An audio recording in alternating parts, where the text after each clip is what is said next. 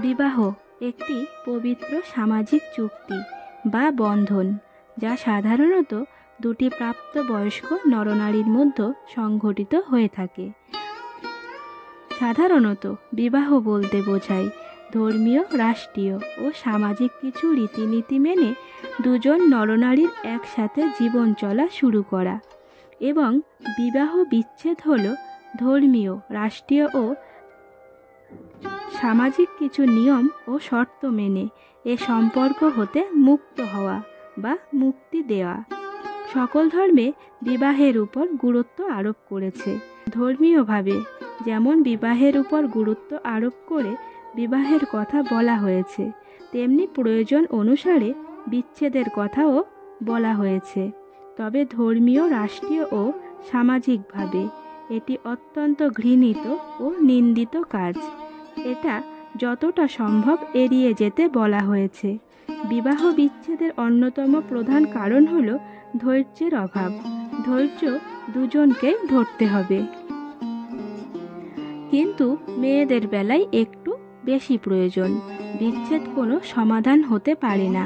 এতে জড়িয়ে থাকে সামাজিক, পারিবারিক ও ব্যক্তিগত সম্মান, সর্বোপরি সন্তানের মঙ্গল। মানুষ মাত্রই ভুল। ভুল দুজনেরই হতে পারে, হোক না সে স্বামী বা স্ত্রী।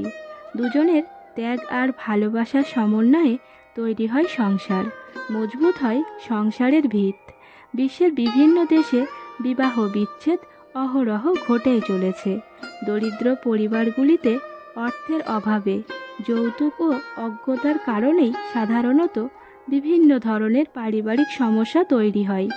তার থেকে শুরু হয় পারিবারিক ভাঙন, শেষমেশে বিবাহ বিচ্ছেদ।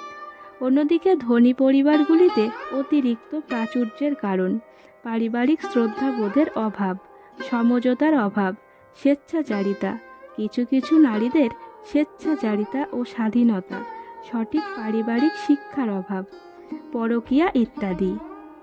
পরিবার থেকেই মানুষ তার জীবনে প্রথম শিক্ষা লাভ করে। শিশু বয়সে সে পরিবার থেকে যা দেখে, সারা জীবন তার চরিত্রে তার প্রতিফলন ঘটে।